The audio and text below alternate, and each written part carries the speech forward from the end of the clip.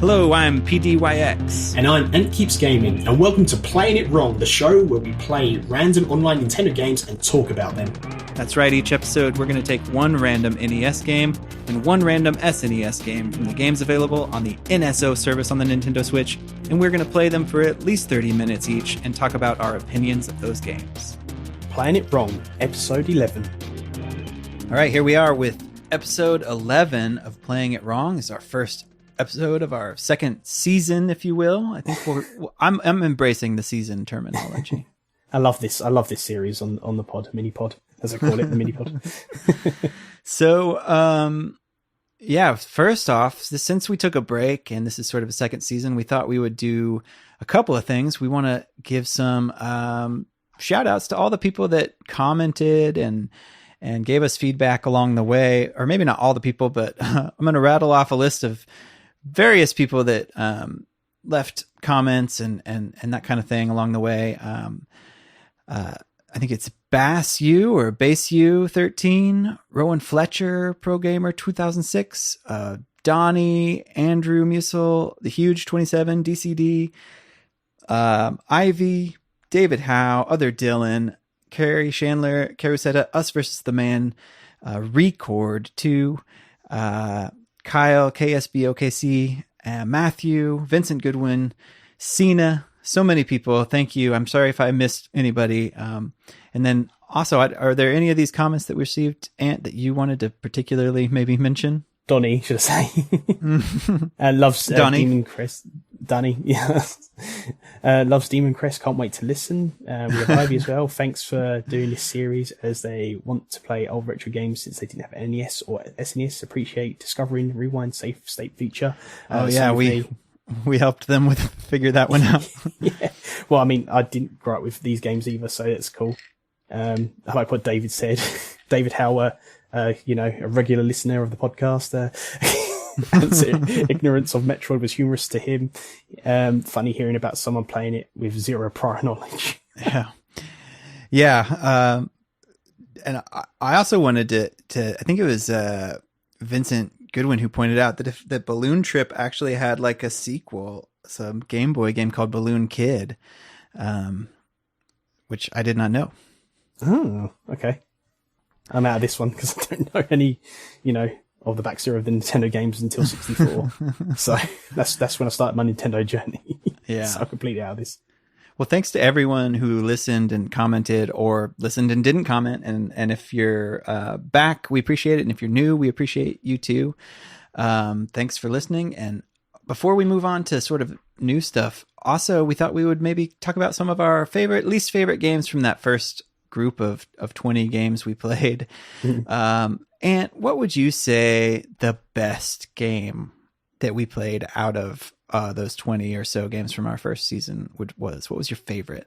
I think I have to go for Metroid. I think it feels like there's lots to explore, but also it feels like you're given a chance. The amount of energy you start off with. That's probably because how big the game is. I don't know how big the game is, but I'm just saying that. But I enjoyed it. I thought it was fair. The controls seemed okay. Well, okay, but but okay in a good way, not just okay. But yeah, no, it's. I think that was one of my best. It was between that and Kid Icarus, but I feel like Metroid has the advantage a lot more. Yeah, is that specific for NES or is that just your favorites overall? Just favourite so far. Yeah. So yeah, until we play some more. I think for me, Donkey Kong Country 2 might be the best game we played. My favorite.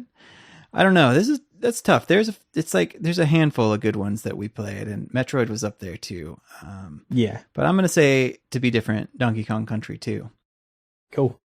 Now here's one for you. This one's harder, I think. What's the worst game? What gets the award for worst game we played? This is tough. To be honest, you say it's tough, but I think it's the other way around. I thought choosing a good game was tough. The hard game is actually quite easy. There's been a few. There's been some short games we've played and some games that just didn't make sense, was overly complicated. And you have to agree with me on this. I feel like the Ignition Factor is the worst game I have played. The Ignition Factor is bad. I think this is tough for me because, like, the Ignition Factor is a clear contender for worst game, but Clue Land was pretty terrible. Like volleyball was pretty terrible. Yeah. Like those all, and there might be one or two other ones, but those three experiences stick out as like just frustrating. I don't know. Well, I think Clue Land for me was actually okay. I didn't actually mind that until we found the rewind feature. But for me, it was definitely two sports games. This is why I don't play sports, tennis and volleyball, because there was so like, you, as like David said, you're not going to play that volleyball game for like half hour. We played it for like 3 minutes. I tried. So super tennis and volleyball, yeah, but ignition factor, like, and maybe it's, I don't know, but ignition factor, no, I'm going to stick with my choice, ignition factor. It's just overly complicated, and yeah. To be different then, I'm going to say volleyball. Volleyball was pretty rough. Yeah. Well, let's award one final distinguished award here, and that is, what would you say is the king of the rewind feature / save states? Which game do you have to use save states for? Well, this is the thing. It was a very hard choice. I know it's between two of the games we played. Now, I was going to go back, but I've just been so busy lately. It's either Demon's Crest or Wild Guns. But how I saw it, I used it it depends on how you look at it. So Demon's Crest, I used it a lot. But I haven't completed the game. Where Wild Guns, I used it a lot and I completed the game. So how do you reward that sort of thing? So what I'm going to say, I'm going to give the save states king to Demon's Crest, because I didn't complete the game. There's more to do, and you're going to be using that rewind feature. So I'm going to give it to Demon's Crest. I think that's fair. Even though I used it a lot in Wild Guns. So I'll concur. I feel like Demon's Crest is just brutal. The difficulty and like the idea of progressing in that game without it is just not possible for me. If there was a second place, it would definitely be Wild Guns. I'm saying it right now. Well, one more thing before we get into this week's games, and that is that we took a nice long break before recording, and Nintendo gave us a nice surprise that they are adding a new expansion pack, as they're calling it, to their online, where they're going to have Nintendo 64 and Sega Genesis games as Nintendo Online games. Yes, so come on. Future Wrong episodes will involve those. We don't know how. They haven't released them yet as of the time we're recording this, that they have announced it. So that gives you a little bit of a date on when we're recording this. But we are going to incorporate that somewhere down the line, and stay tuned for that, I guess. Yeah, I can't wait. As I said it in Discord, I said it earlier as well. I'm so looking forward to the Nintendo 64 games, because this is where I started my Nintendo journey officially, I'd say. So I cannot wait. And Sega Genesis on top, I'm the Sega lad. So I'll send you a picture Patrick's put on screen of me with my Sega Genesis hat, or Mega Drive Sega hat. Yeah. Well, okay, then I think it's time for us to finally, now, 10 minutes later, get into this week's games. So for this week, for the NES game, we played Kirby's Adventure, and for the SNES, we played Breath of Fire. So let's start with our NES game, as we usually do. Mm-hmm. And Kirby's Adventure, how far did you get in this game? I didn't spend the whole full half hour. I think it's maybe 20 minutes. I did not like it. Oh no, you didn't like it? It was enjoyable, but the controls are just horrible. I was hoping like the A button was the jump button, but it wasn't. It's like you press up to float, and then I was stuck in the floating frame to try and go down. Yeah. I didn't know what was going on. To be honest. I got past the first world into the second world. I think it's a pretty good game, but I actually think the controls are pretty good, but I understand what you're saying, because all the later Kirby games, I believe that A is both jump and fly. And in this one, A is jump and fly is up. And it just really kind of broke my brain a little bit. Yeah. Like you're talking about, it just kind of, it feels weird, because you can't push up to jump and you can't push A. I don't know. You know what I mean? Like it just was kind of weird. and you couldn't use your power up in midair. You could, but if you're in that floating like animation, you can't use it, and you just use the air attack, whatever it's called. Like prior to playing it wrong, I really haven't played much Kirby. I'd only played the most recent one, and now having played a few Kirby games, my biggest criticism of the Kirby franchise is that all the games are the same. Like, and not in a good way, not in a like 2D Mario games are all the same, but there's a little bit different here and there. It's like, they're all literally the same. Like I don't know. It doesn't feel, they all feel very similar. The difference is when the newer versions of Kirby came out, they actually decided to have a jump button. Yeah, that maybe is the only difference. I think so. Like Kirby's Adventure is the second ever Kirby game. It came out in 93, so it was one of those late NES games. Like I think it looks pretty good for the NES, and I think it controls okay. But yeah, it definitely is like samey and has that weird sort of jump up thing, flying thing. Yeah, I think that was. I say it's bad, but I mean that's my only argument is the controls. Really, yeah. It's the controls threw me completely off, and that's the only problem I've got. So it's an okay game overall. It's just that's the bit I didn't like at all about it. Yeah. So apparently this is I've never played the Game Boy Kirby game, which was the first one. My understanding is that this one has the copy ability, which is for the first time, like the other one didn't. But like that copy ability is just what is in every other Kirby game and why they all feel samey, I guess, Yeah. So like, I mean, Kirby's cute. The games are charming and they're chill, pleasant experiences, but I feel like once you've played one, like you played them all. Yeah, maybe this new 3D Kirby game that's coming out will be different or something, but like, and I'm sure there have been some Kirby games that are different, but like the ones we've played, these ones that are on NSO and I don't know, they just feel very similar. Yeah. Anything else on this? I mean, I feel like if you want to hear us talk more about Kirby, a lot of the same things apply from Kirby's Dream Land 3 or whatever when we played that one. Right? Yeah. Like isn't it sort of the same? Yeah, pretty much. It's just, as I said, they just managed to have a button to jump. A separate button to jump and fly. Yeah. Yeah, it was easier to play the other one than this one. Yeah. I guess that's true, right? Like I don't know, like, there might be reasons you'd want to play this one over Dreamland 3, but yeah, Dreamland 3 did feel a little better and looks a little better because it's the Super NES graphics. I honestly don't have a whole lot else to say about this game.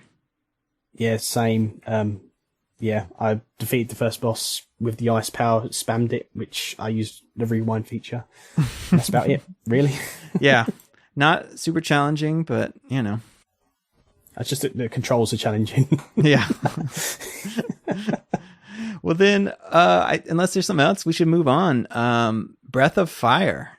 Breath of Fire is from 1994 in the States, at least, I think, is when it came out. I think it was 93 in Japan.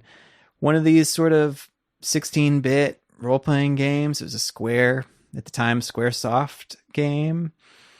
I never played any Breath of Fire games before. I've seen them, but I've never played them myself. Yeah. I wish I could actually go back in time and give this game to my 12, 13-year-old self, whatever I would have been around that time, because I think I would have enjoyed this. I really loved all the early Final Fantasy games and games like this, and I should have played this, but I didn't. But I did play it for this show. And man, we commit to trying to do 30 minutes of a game. This is definitely one where it's like, this is a 30-hour RPG, right? Yeah, so what I did, I usually do videos of like the games we play, but because it was so long, I streamed it an hour and a half, so I can actually get some gameplay feel for it. Yeah, that's about how long I played it too, actually. So how far did you get? I know you joined my stream a little bit and watched me. I don't know how far you watched up to. I watched you in the town where you have to kind of dodge the like sleeping soldiers and stuff. Oh, right. Yeah. That's where you were when I saw you. And that's kind of where I stopped. Like there's a dungeon you go in that town. Mm. And then it's sort of like red fire. Yeah, I got to do like a quake control system thing. And then for some reason I stopped it and then it blew up the town and it was like, oh, thank God you stopped it. I was like, I just blew up a whole town. Oh yeah, you must have got a little farther than me because I don't think I got to that part. I was just so confused about the whole thing, to be honest. Yeah. The story bit anyway, it's just trying to make sense. There's dark dragons, there's light dragons, and then there's keys, but then there's a quake control system thing. It's like, what is happening? No direction of where to go. I was like, what's happening? Yeah, well, at least we both gave it like an hour and a half. Yeah, like so the opening sequence is kind of like you said, there's these dragons that attack this town, but some of them dragons are good and some dragons are bad, and then you have to go to another town after your town burns down. But you don't even see any dragons. You just see people, and then like you see it's like well, they can turn into dragons, and oh right, well, I don't know. And they was just using magic on each other, just like it just looked like an episode of Dragon Ball Z, dodging lightning and special attacks and stuff. So, yeah, just this is sort of your standard turn-based, JRPG from that era. Like it was tough. Like I thought, I mean, especially because in that first hour and a half, it was just one character. Like I never got a second party member. Did you ever get a second party member? No second party member. No, after the city got destroyed, I felt quite bad and had to, end my stream. Oh yeah. No, not a second party member. Well, like I was stuck with just one character, and that felt hard. Like, because especially that dungeon in that area, their enemies were just poisoning me every turn. Yeah. And like, I don't know. I guess I could have gone and like grinded a little bit and bought a bunch of potions and stuff like that. Well, that's what I did. I grinded because like even no party member, you had hardly no gold to buy any items either. Right? Yeah, you had to like grind to get items. It seemed bit of a grind because with myself, when I do RPGs and stuff, I haven't played many RPGs like that. I know people can say Pokemon, yeah, I played that, but actually proper RPGs. Right. I don't usually use items. I kind of just focus on all my attacks and magic and stuff. Where this one seems like you have to use the items to your advantage. I never ever have bought an antidote or anything in all the RPGs I've played, and all of a sudden I'm buying like tons of antidotes and potions and literally everything. As soon as I grinded, I was like, and the thing is, you have to walk back to the place because there's like, just say 2 kingdoms, or 2 towns. Right at the beginning, yeah, totally. You have to like walk all the way back to the first town to buy anything, and before that, you might encounter like 2 or 3 battles. So you need to buy, like a repellent to repel the monsters so you can get to places quicker as well. Yeah. I'm guessing the balance probably shifts when you have more party members and when you're a little bit stronger. But yeah, at the early part, it definitely felt very item intensive, and like you definitely needed to grind to get some gold to buy some items to actually survive. Yeah. I've never used like items in my life like that before. Yeah, it's definitely using a lot of them. And I was at that point where like, I'm kind of with you too. Like I mean, I'll use an item to heal and all that, but like status effects, I feel like this game was very status effect heavy, and you definitely needed antidotes to get rid of the poison and stuff like that. Especially again, with just one character where you couldn't, if they died, you were posed. So.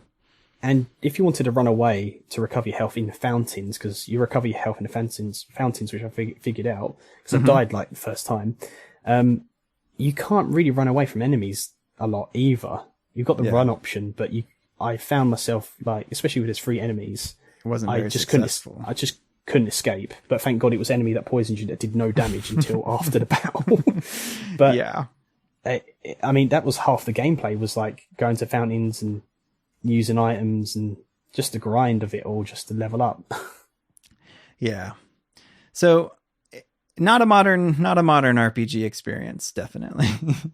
There is something. I got to the, I would say, second boss of this earthquake control thing, and he had literally no health left, or like a sliver of health. And I think, okay, this attack's going to kill him. Nope. Okay, this attack's going to kill him. Nope. Okay, this attack's gonna kill him. So you got 3 attacks. He was on like a really low health, and you didn't kill him until like the 4th attack, and then he died. I don't know what happened there. I don't know if he was a bit bugged or something, but it was really weird. It's tough. It was definitely a challenging game, but I liked the art. I liked the sprites. I liked the music. I loved those kind of games. So I definitely enjoyed playing it, but I don't think I'm gonna go and finish it. No. To be honest, like the first bit, I found it was really just like you didn't know where you was going, hard to navigate. I didn't know it was that, item heavy, Right? For the battles and the grind and stuff. But after that, and like I kind of knew what it was about, I actually quite enjoyed it. I actually don't mind going back to this game, to be quite honest. Yeah, nice. It's actually quite an enjoyable game afterwards. So. It very well could come up on a randomizer. It could even happen right in a minute, but I've heard that Breath of Fire 2, which is also on the Nintendo Switch Online, is even better, or, like a really good game. So maybe we'll get that one. Who knows?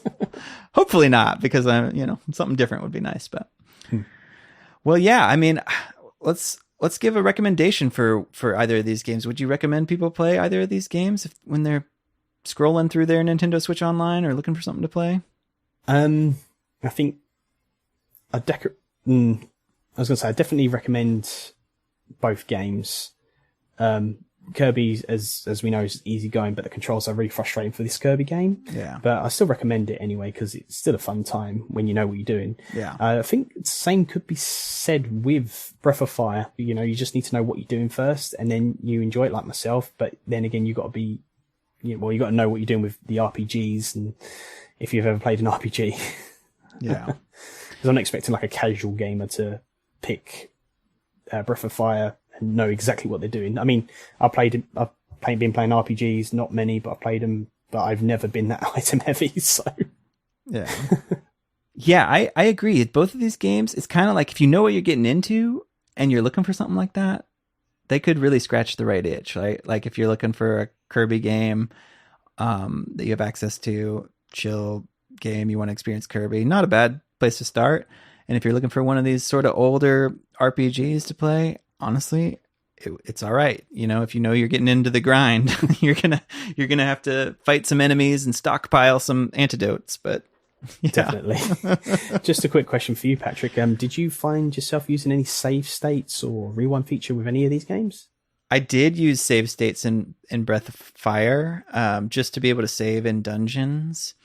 And because I was dying, because it's sort of a cheat, and I've done this in the modern era of playing old role-playing games like this, where you can save scum to avoid random encounters. Okay. You know what I mean? Like walk a few steps, save. Walk a few steps, save. And so I got really? And then that way, if you get into a random encounter, you just go back to your last save file. So in those places where we're talking about where you're super low health and you don't have items, whereas I don't want to just die. Though I think in this game, I don't know that it punishes you. It might just send you back to the fountain. Yeah, I think you still get all your items, but I was sent, when I died first, I was sent to a dragon statue sort of the thing. fountain, yeah, right? Yeah, and I thought maybe I could drink out that water, because it was annoying, because I think you still had low health, I can't remember, or something, or that's it, no, I had low health and I went back there. I thought I could recover my health by drinking the water from the dragon, but no, you can't. So it's like there's no Pokemon Center. Literally, if you damaged in battle, you have to get items. You go back to the first town again. So to answer your question, I did use save states in both games, but not maybe as much as say in previous games where because of the nature of these games. What about you? Did you rewind or use save states at all? I did. I don't think I did it in Kirby. I might be wrong. Can't remember really much of Kirby. Oh yeah, I did, because I wanted to see what the power-ups are like, especially with the the boss bomb guy, and it was a super explosion thing he did, which is cool. Gotcha. And then it was another boss with the freeze ability. I didn't want to lose that, and I kept getting hit, and I was like, no, don't lose it, and then get it back. But then Breath of Fire, I used it, before going into a dungeon or before a boss, a save state, or save it at the shop if I needed more potions. Right. And I'll rewind. Like, I think I rewinded like the second boss battle, which was the knight, because he did this lightning move that took my health, like quarter of my health each time. And I was thinking, can I get some hits in before he does that? And if he uses that, he can't kill me. So then I can rewind back. Nice. Yeah. And I think I did something similar in the first boss battle of it too, of like, also, I'm just in the habit of using save states in this stuff just to save, like just to like create little points of, I don't know. Yeah, I mean, with the games we've done, like if I want to ever go back to a game, I've actually saved the game after I finished playing that game. So if someone says, "Oh, can you play this game again?" I'll be like, "Yeah, sure," and then pick it up again. So that's the cool thing about it. Yeah. Well, yeah. Unless it's anything else, and on either of these games, I think that's it. Yeah, cool.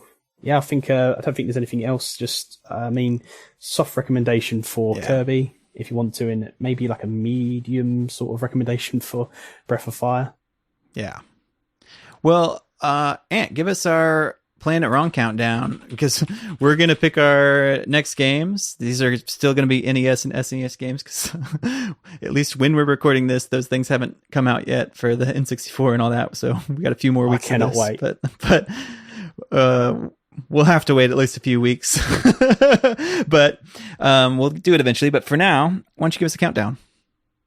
5, 4, 3, 2, 1, go.